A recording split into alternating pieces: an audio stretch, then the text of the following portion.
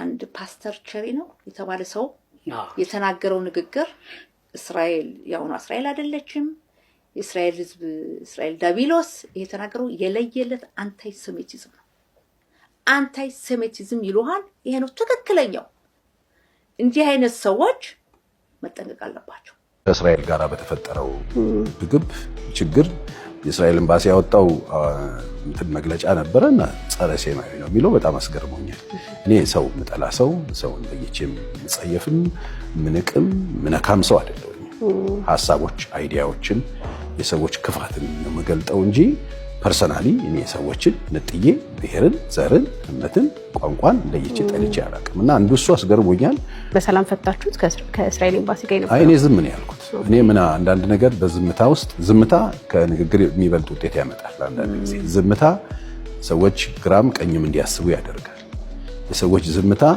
ብዙ ነገር አበቃ እኔ ዝም ስል እኔን ወደ ኋላም ሄዶ ማየት እኔ ወደ ኋላ ሄዶ ሰው እንዲያይድል ነው የሰጠሁት ለሁሉም ነገር መልስ አትሰጪ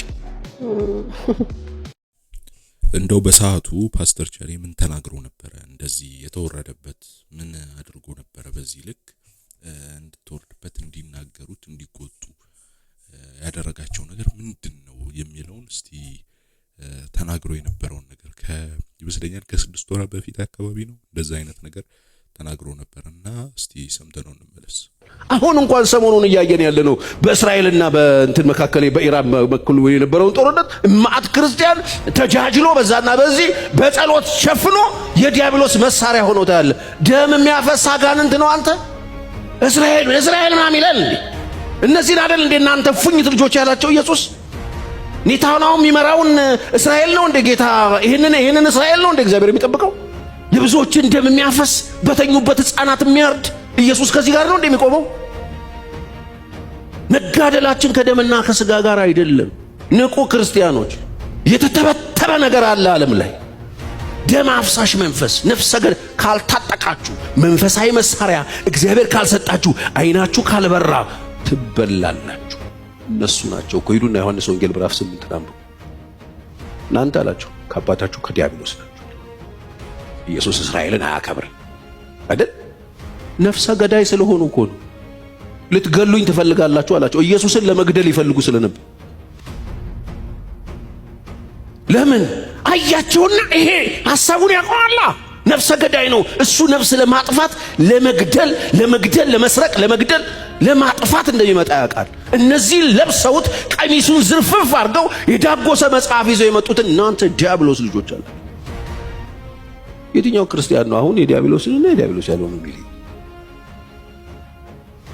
የሆነ ፍልስጤማዊ ሲመጣ የሆነ ሶሪያዊ ሲሞት ታባታቸው ምን ክርስቲያን ደም ሲፈስ የሚደሰት ሰው ሲጋደል ሲታኮስ ሲተራረድ ይሄ ክርስትና አይደለም ብራዘር እንደገና ቆም ብለ ቼክ አድርግ የተሳሳተ ነገር ገብቷል የአጋንንት አጃቢ ሻማያጅ ያርጓል ሰይጣን መጋደላችን ከደምና ከስጋ ጋር አይደል ከዚህ ዓለም ገዦ አለቆች ስልጣናት በዚህ መንፈሳዊ ዓለም ላይ ሰማያዊ ስፍራ ላይ ያለው እነሱን ለማሸነፍ ተቀምጧል ተስፋ እንግዲህ እንደሰማነው ነው በቅንነት ለተረዳው ሰው የተናገረው ነገር እኮ መጥፎ መልእክት የለው ዝም ብላችሁ እስራኤል ስለሆነች ብቻ በመጽሐፍ ቅዱስ ስሟ በመልካም ስለተነሳ ብቻ መታችሁ የምታደርገውን ነገር ሁሉ አትደግፉ የሚል መልእክት ነው የተናገረው እና ያቺ እስራኤል ሲነገርላት የነበረችውና አሁን ያለችው የተለያዩ ናቸው ለምን አሁን ያለችው በ1948 ነው የተመሰረተችው ነው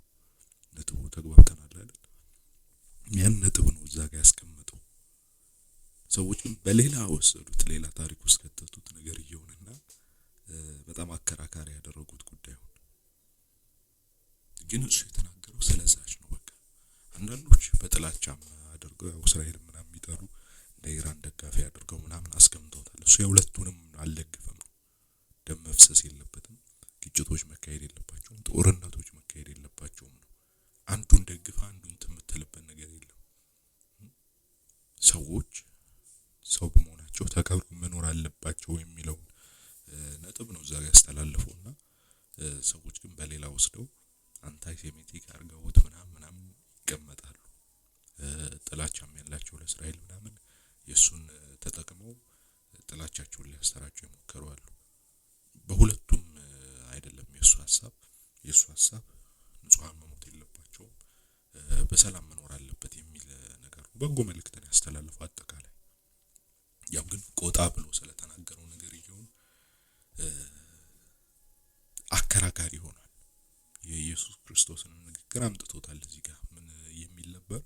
የፉኝት ልጆች ብሏቸዋል። ስለዚህ የእስራኤል ልጆች በመሆናቸው ብቻ እንደዛ መሆን የለባቸውም የአብርሃም ዘር በመሆናቸው ብቻ። ዮሐንስም እኮ መጥምቁ ዮሐንስም እኮ ምን ብሏቸዋል ሲመጡ ለአብርሃም ከነዚህ ድንጋዮች ልጅ ሊያስነሳለት ይችላል የሚል ነገር አስቀምጧልና የእስራኤል ዘር ሆነ ምን ማለት ሳይሆን ዋናው ጉዳይ ሰው በሰላም መኖር እንዲችል ማድረግ ነው የሚል ነው። ዮኒ ማኛም በዚህ ጉዳይ አስተያየቱን ሰጥቷል። በተለይ ከፓርሲ ከተገደሉት ኦርቶዶክሳውያን ጋር በተገናኘ ለምን ይሆናል ነው እዛ እስራኤል ምናምን ኢራን ይላል ሰው ግን እኛም ጋር የሆነ ያለው ነገር አስቸጋሪ ነው ሊታሰብበት ይገባል ለሚል መልእክት አስተላልፏል። እስቲ ስሙት። ሰላማችሁ ይብዛ ቤተሰብ። በጣም ስሜታዊ ሆኛለሁ ዛሬ። እኔ የምለው ኢትዮጵያውያን ግን ምን ነክቶን ነው? አርሲ ላይ በየጊዜው የሚጨፈጭፈው የኦርቶዶክስ ክርስቲያኖች ኦርቶዶክስን ምንም ኦርቶዶክስ ስለሆኑ ብቻ በየጊዜው እየተጨፈጨፈ እናንተ ግን አብዛኞቻችሁ ስለ አሜሪካና ስለ ኢራን ጉዳይ ያዙ ይልቀቁኝ ትላላችሁ። ህሊና ግን አላችሁ? ኢትዮጵያ ላይ ንጹሃን መኖር የለባቸው? ኦርቶዶክስ ስለሆኑ ብቻ በየጊዜው በዚህ መንግስት መገደል አለባቸው፣ መጨፍጨፍ አለባቸው? ይህንን ነገር 1000 ጊዜ ተደርጎ የለ? ሌላው ምንድነው? ስለ ትዝታው ሳሙኤል ብለው ፖለቲካ ሊጀምረው አሉ። እሱ ያለው አሜሪካን ሀገር፣ እሱ የገባው አሜሪካን ሀገር። እናንተ ለማስደሰት ብለው እዛ ያልሆነ ነገር ሲሏችሁ ባንኩ ታግዷል፣ ምኑ ታግዷል። ኢትዮጵያ ይኖራል እንዴ? እሱ አሜሪካን የሚኖር ሰው ኢትዮጵያ ውስጥ ባንክ ላይ ታግዶበታል እያላችሁ ያዙ ልቀቁኝ ስትሉ አይቼ በጣም ነው የገረመኝ። አሁንም ኢትዮጵያዊ ከሆናችሁ ምንም ያላጠፉ ከምንም ጋር ባልተገናኘ ሁኔታ አርሲ ላይ በየጊዜው እየተጨፈጨፉ ለሚገደሉ የኦርቶዶክስ ምዕመናን ድምፅ ሆኑ። እኔ ሙስሊም ብትሆን ኦርቶዶክስ ብትሆን ፔኔኮስታል ብትሆን ወራቫ ኢትዮጵያ ላይ ምንም ሳታርግ በእምነት ተለይተ ተነጥለ የምትገደል ከሆነ ድምፅ ከመሆን ወደኋላ አለ። ስለዚህ አሁንም በሚያሳዝን ሁኔታ አርሲ ላይ ለሚጨፈጨፉት መንግስት ዝም ያለበት ምክንያት ሊገባኝ አልቻለም። በጭራሽ ሊገባኝ አልቻለም። ቴክኒካሊ ማድረግ የፈለገው ምንድነው? ኦሮሚያ ላይ ኦርቶዶክስ የሚባል ሃይማኖት አንፈልግም ነው። ኦሮሚያ ላይ ሳይሆን ልንገር፣ ግብጽ ላይ አለ ኦርቶዶክስ። ኢትዮጵያ ላይ ብታጠፋው ግብጽ ላይ አለ። ግብጽ ላይ ብታጠፋው ገስዋት ራሽያ ላይ አለ። ራሽያ ላይ ብታጠፋ ሩማኒያ አለ። አርሜኒያን አሉ፣ ህንዶች አሉ። ኦርቶዶክስን ማጥፋት አይቻልም። የማይም መንገድ ሄዳችሁ የማይረባ ፖለቲካ ይዛችሁ ፖለቲካን ከሃይማኖት ጋር ቀላቅላችሁ ባለጊዜንም ብላችሁ ኦርቶዶክስን ለማጥፋት የምትሞክሩ ይህን ነገር ብታስተካክሉ ጥሩ ነው።